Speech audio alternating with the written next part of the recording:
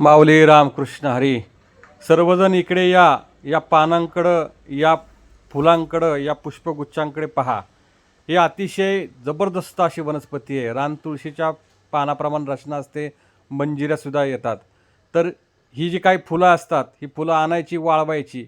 आजकाल बघा, कडधान्य, तांदूळ, ज्वारी टिकवणं मुश्किल काम असतं. मग केमिकल लावलं जातं, त्याचे प्रत्यक्ष अप्रत्यक्ष परिणाम होतात. ही फुलं तुम्ही कडधान्य किंवा धान्याच्या ठिकाणी ठेवताय, तर तुमच्या धान्याला कसलीच कीड लागत नाही. याची पानं वाटायची, त्याची रस, चकती तुम्ही जर लावताय जनावरांच्या किंवा माणसांच्या जखमेवरती, याला फांगळा असं म्हणतात बघा. आजही कोकणामध्ये सज्जनगड, सातारा परिसर सापडतं. तर किडे बाहेर पडतात, जखमा बऱ्या होतात. अतिशय मोलाची, अतिशय महत्त्वपूर्ण अशी ही फांगळा नावाची वनस्पती. त्याचं महत्त्व किती गुण गाईल तेवढं कमी असतं बघा. अशा वनस्पती रानावरात असतात, परंतु लोकांना त्याचं महत्त्व बिलकुलच माहीत नसतं बघा.